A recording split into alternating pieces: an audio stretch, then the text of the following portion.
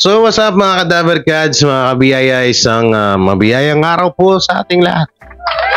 At welcome back to my YouTube channel, J. Guevara TV nga po pala, isang reactor ng mga viral issue na nagaganap dito sa Pilipinas.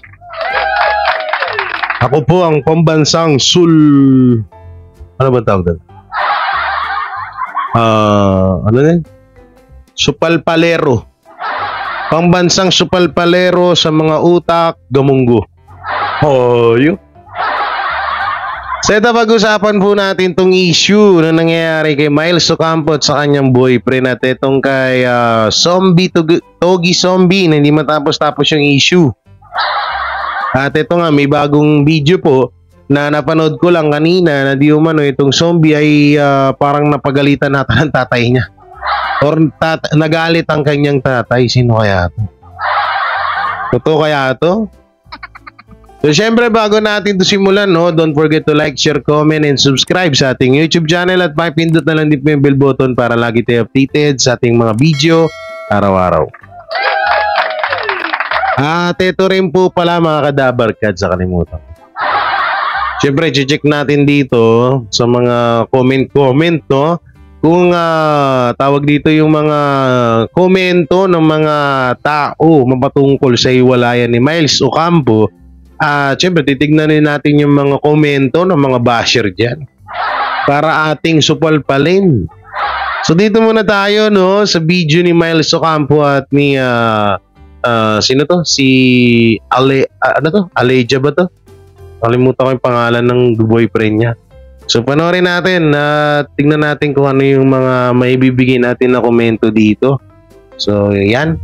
Elijah, ibinunyag ang rason sa hiwalayan nila ni Miles. Umaga.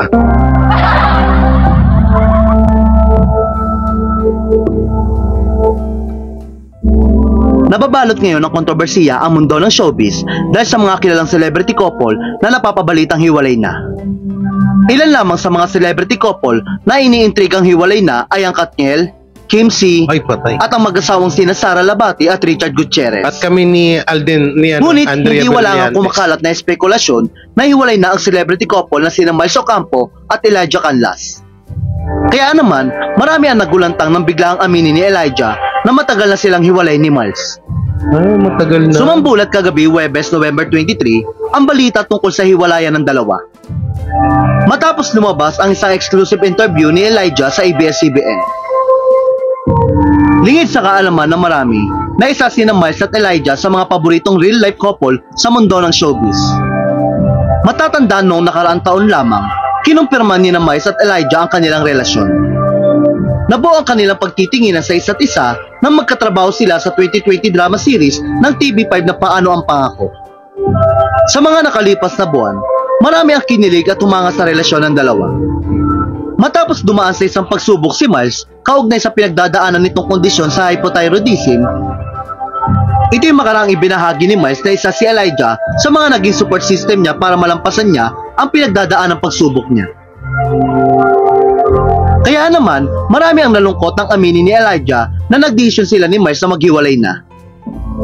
Sa nasabing exclusive interview, ibinahagi ni Elijah na ilang buwan na ang nakakaraan mula nang mangyari ang hiwalayan nila ni Miles. Inamin ni Elijah na dumaan sila sa matinding pagsubok ni Miles. Ito'y dahil sa umunod sa kanya-kanyang problema na pinagdadaanan nila ni Miles ngayon. Ani ni Elijah, "We broke up a couple months ago. Yeah, we went through a rough patch recently mainly because we were going through our own personal stuff and it's been hard."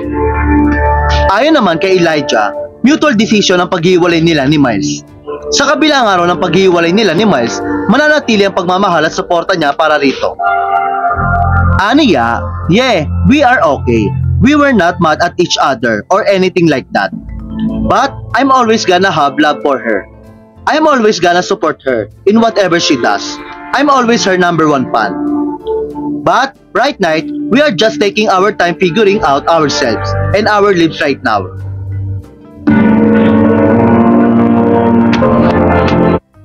Parang nakornihan ako dun sa sinabi ni Elijah. Yung yes, we still love. Walay na nga kayo tapos may love pa. Ano yun? Anak ng titing naman kayo. Pero ito sorry sa mga fans ni Elijah. Ngayon ko lang siya nakilala. Ito totoo. Ano lang talaga, ngayon ko lang siya talaga nakilala. Artista ba siya? Kasi ang akala ko dati, ang boyfriend ni Elijah ay ni Elijah tuloy. Sorry. Ang boyfriend ni Miles ay hindi artista. Akala ko non-showbiz boyfriend niya. Yung pala artista rin pala to. So ngayon ko lang nalaman at siguro yung tingnan natin dito sa comment, baka meron dito. Tingnan natin sa mga comment po dito ng mga viewers. Parang wala pang ang comment, no? Wala pang ang halos comment kasi bago pa lang. So, 12K na to, ba't walang mga comment? Ano to, nakapatay yung comment nito. Pero ito yung pinaka pool. Ito yung pinaka wag na tayo. I'm always gonna have love for her. Paano love for her? Break na nga kayo. Hindi, promise, ngayon ko lang talaga siya nakilala. Ngayon ko lang, akala ko dati, hindi siya artista. Yung piniplex siya nun ni Miles Ocampo. Akala ko hindi siya artista. Akala ko non-showbiz boyfriend siya ni Miles. Yung pala, artista din pala. Siguro, wala man tayo dito, ang akin lang dito, sana wala ng mga basher. Sana hindi napasukin ng mga basher to. Kasi syempre, isipin nyo, nag-break na nga yung mga tao at nagsalita agad, no? May mga nabasa nga ako dito sa isang video niya, so hindi na lang natin panoorin. May nabasa nga ako dun, buti pa nga daw to nagsalita. Hindi daw katulad nung kay Paulo Contis Atienza at kay Daniel Padilla na hindi nagsasalita. Yung about po doon kay Paulo Atienza, wala na po akong pakialam doon, sorry. Pero yung about po kay sino to? Kay nawala sa isip ko. Yung about po kay Daniel at kay Catherine Bernardo. Paano nga naman magsasalita si Daniel Padilla sila pa naman. So kapag nagsalita kasi sila, issue na naman. Hindi na naman maniniwala yung iba. Ewan kung ba't kaya ganun, no? Gusto nila magsalita yung mag-couple, tapos pag nagsalita, ayaw nilang paniwalaan. Saan lulugar? So ito, punta tayo dito sa isa sa mga, bago tayo mapunta doon sa video ni Zombie na nagalit ang tatay nito, dito muna tayo sa isang video niya na kung saan po ay etong si Zombie po ay sobrang proud, dream come true, no? Dream come true yung yung nakamit niya dito sa TV5, no? Dahil samut-saring proyekto po talaga yung inaabot ni Zombie ngayon, kaya hindi pa siya ito rin siguro yung mga dahilan bakit hindi pa siya makabalik-balik sa EAT, mga Kadaver Cats. Ito ba, panoorin natin yung kanyang interview. Malaking karangalan ito na bigla kang nagka-pelikula sa Pilipinas. It's parang una-una ang tawag dyan, dream come true. Yeah. It's something I want, parang gusto ko talaga. At saka pangalawa din, it's really a big opportunity. So parang maraming salamat sa Panginoon. Making everything come true. Yeah, that's it. I'm grateful for the opportunity. Yung poster schedule night, naisip mo ba na at 25 years old, dapat mag-aaral ka lang ako, tapos ngayon nagka-career ka. 25 pa lang pala si Zombie. Actually po, ever since bata pa, I have parang merong may laman sa loob ko na bagay talaga ako sa entertainment at saka sa mga ganitong klase ng komedyante o ng kanta or entertainment or show something. Ever since bata pa ako, nasa loob ko, it's just in me naturally nandun. So, abang tinapos ko sa college, I know that's not my path. I know, naramdam ko, hindi yan path No? So, nagsimula lang sa pagginawa ng content sa Facebook, sa social media, tapos hanggang nagiging ganito. So, about managing my time or being busy or kahit bata pa ako, kaya-kaya ko. Walang problema. Kaya-kaya. Wow! Ano sabi, alam mo ba ng mga kamag-anak mo? Tama ba tayo? Sa anong bansa ka? Basa ko po ay Jupiter. Planeta yan. Planeta. Taga-Africa po ako. Nigeria, to be Yes, precise. oo. Alam mo ba ng mga Nigeria? Jupiter no? Yung mga magulang ko po, alam nila, yung mga pamilya ko, alam nila po. They know. And masaya po sila and they're very happy. Actually, may balak din ako na i-invite ko sila sa Pinas para itutur po nila sa Pinas kung ano meron sa Pilipinas. Yung friends mo ba, naniniwala sila sa Pilipinas? Sabi friends mo sa Nigeria, chumika mo sa kanila, they see on social media. Actually, mga friends ko po, nakikita nila ang mga videos ko sa social media, pero hindi sila naintindihan kasi Tagalog yung salita ko lagi. So, tatanungin nila, Daniel, what are you talking about? What are you saying? I'm gonna be like, bro, relax. I'm dealing with Filipinos. Calm down. I'm not dealing with you. Ganun ako. But now, you speak so well in Filipino. How do you practice? Kasi yung iba nga dito ng artista, di ba, Filipino, hindi pa makapag-Tagalog, may Islam ka. Yeah, so ang una-una sa mga foreigners dyan, the first key is interest. Dapat interesado ka sa Tama. culture ng Pilipinas. So if you have interest in something talaga, you can know how to do it. That's it. That's number one. And number two, ako kasi, I am polyglot. When you say polyglot, someone that likes to learn and knows how to speak a lot of languages. So personally, mahilig ako magsalita ng mga iba't ibang salita. So doon sa Tagalog ko, habang nasa college po ako, nag-duty po ako sa hospital kasi nursing ako. So kapag nag-encounter ko mga pasyente ko sa hospital, sa community, Tagalog ako, kunti-kunti. Tinanong ko yung mga kaibigan ko, mga classmates ko, ano po ibig sabihin to? What's the meaning of this? What's the meaning of that? Tapos, salamat din sa Google Translator. Yan. So, kapag alam ko na, boom, it sticks to my brain so fast. So, alam ko na. Ano about Filipino culture yung talagang tuwan-tuwa ka? Yung sa pagbahit nila, kasi kahit wala pong pagkain, kantok ka lang sa kapitbahay mo. Uy, kapitbahay, wala pa akong kumain. Umiulan ka na. Wala na yan. Walang problema sa pagkain. Kahit saan ka, dito. Ayaw ka zombie. Ang dami-daming pwedeng ang dami-daming pwedeng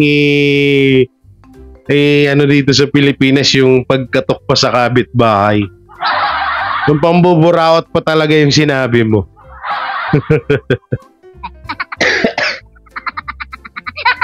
Ito pero congrats kay Zombie sobrang dami pong proyekto at proyekto or project ni Zombie ngayon, mga Kadabarkats. Kaya isipin na lang natin kung bakit hindi pa siya mapanood sa EAT, no? Saka ito bibiruin mo tingnan niyo yung impact, yung impact ng Tito Vic and Joey sa mga katulad niyan, vlogger, si Zombie, naging artista na, di ba? Tingnan niyo yung impact na nangyari. So sa totoo lang, ilang beses nang nangyari to sa mga dati pa, di ba? Nung panahon na nasa GMA pa ang Itbulaga. Kasi nasa TV5 na ang Itbulaga ngayon. Sasabihin ko na talaga nasa TV5 na kasi alam naman na natin na Tito Vic and Joey lang ang kailangan magmayari ng titulong Itbulaga. Diba? Ang daming mga artista yung katulad niya, nila Jose Manalo, Wally Bayola, Paulo Ballesteros, sila Alan Kay, na talagang namayagpag yung mga pangalan ng dahil dyan sa Tito Vic and Joey. At may iba pang mga artista na nakakuha ng mga katulad ni Alden Richard, ni Maine Mendoza. Sino pa ba? Si Raisa May, si Karen, diba? Si Atasha Mulak, artista na talaga yan.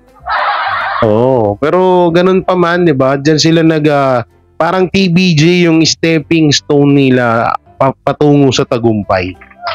Alam niyo 'yon? Kasi halos lahat naman ng napanood sa nakasama ng Tito Vic and Joey na mayagpag din naman yung mga karir, 'di ba? Ewan ko lang kay Anjo Iliana. Ewan ko lang doon kay Anjo Iliana, mga kadabarkads ha. Kaya ngayon, yan yung mga haka-haka dyan, mga kadabarkads, ng mga basher ng Tito Vic and Joey, lalo na kay Zombie. Huwag po kayo magpapaniwala dyan. Oo, huwag po kayo magpapaniwala. Wala lang ho talagang magawa sa buhay yung mga yan. Wala nang magawa sa buhay kung ano pa pinagagawa. Ang lupit, di ba? So yan, mapunta tayo dito mga kadabarkads sa ito, yung video ni Zombie na patungkol na wait lang ang tagal lumabas. Ang owner ng Ayaw mapindot guys. iba magalit si Renz Aban. Ayaw maano. Ayun, lumabas na rin. Bali ang naka-title po dito, ama ni Zombie bakit nagalit sa kanya. Ito kaya to? Ito kaya tong tatay ba talaga to ni Togi Zombie tong ano?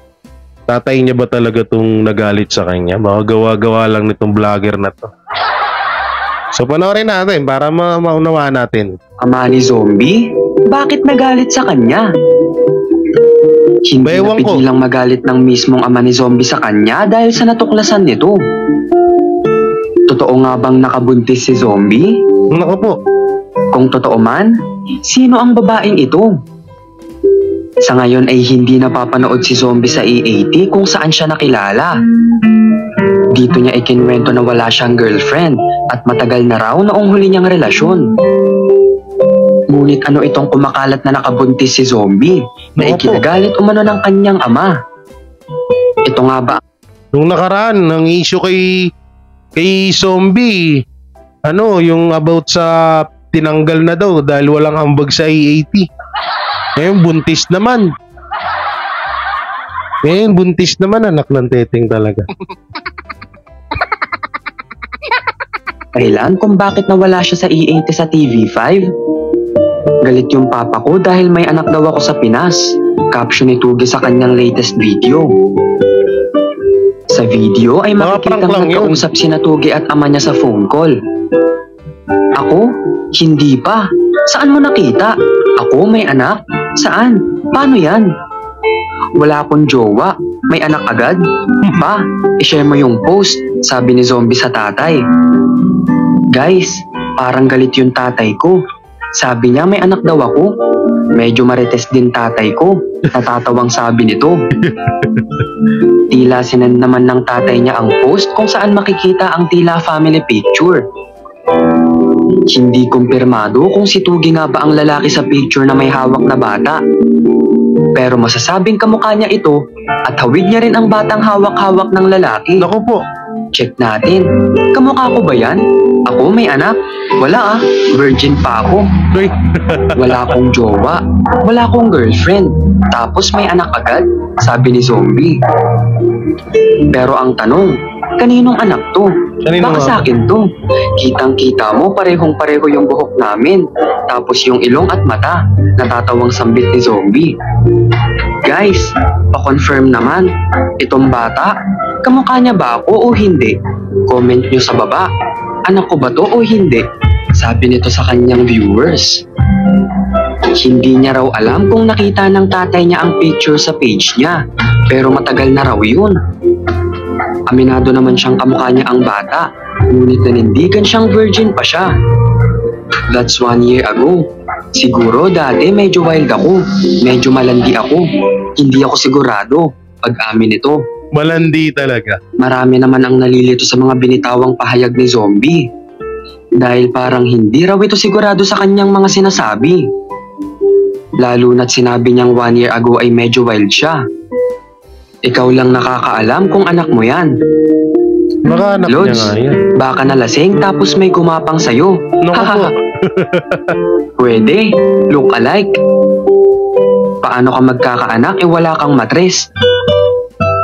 Sa tingin ko, anak mo sa pagka-single mo. Samantala, marami naman nang nakakamiss kay Tugi sa EAT dahil sa tandem nito kina Jose at Wally.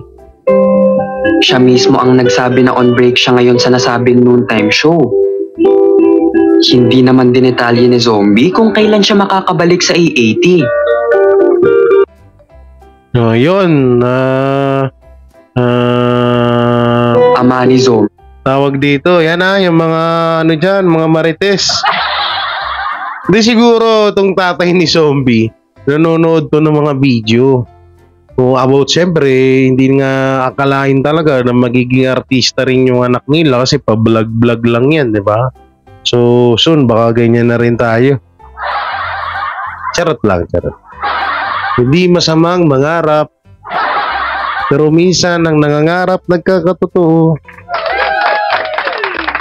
Hindi, di ba? Kaya siguro na napatanong yung tatay. Pero siguro naman, kung anak ko ba talaga ni Zombie, or baka pinapakalat lang ng mga basher ng TVJ na may anak na nga si Zombie.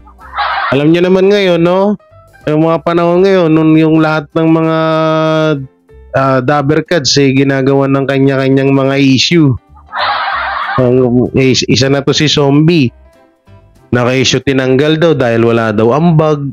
Hindi daw masyadong nakakatawa. Narinig niyo ba yung sinabi ni Zombie? On break. Ibig sabihin nun, papasok na naghiwalay.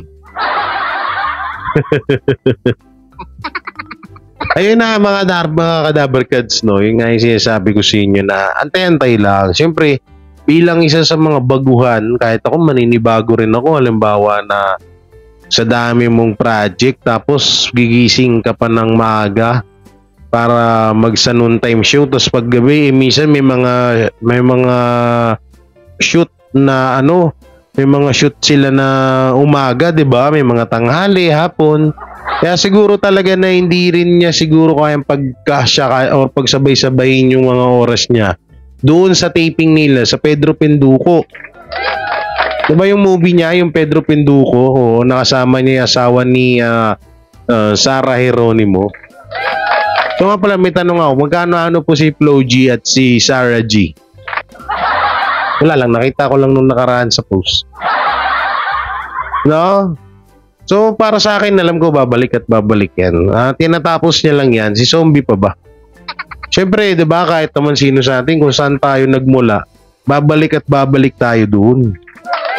Kagaya niya ni Alden Richard. O saan siya nagsimula, saan siya talagang pumatok, babalik at babalik yan dun. Yung mga legit dabbercads sa kung saan nagsimula, diba? Magsisibalikan din yan. Kaya waiting na lang tayo. Ulitin ko yung mga issue tungkol kay Zombie na tinanggal na ng TVJ. No, wag po kayo magpapaniwala doon. Hanggat wala pong binibigay na statement si Zombie, Togi Zombie, or ang Tito Big and Joey, wag po tayo magpapaniwala sa mga isyong naririnig ho natin, ha?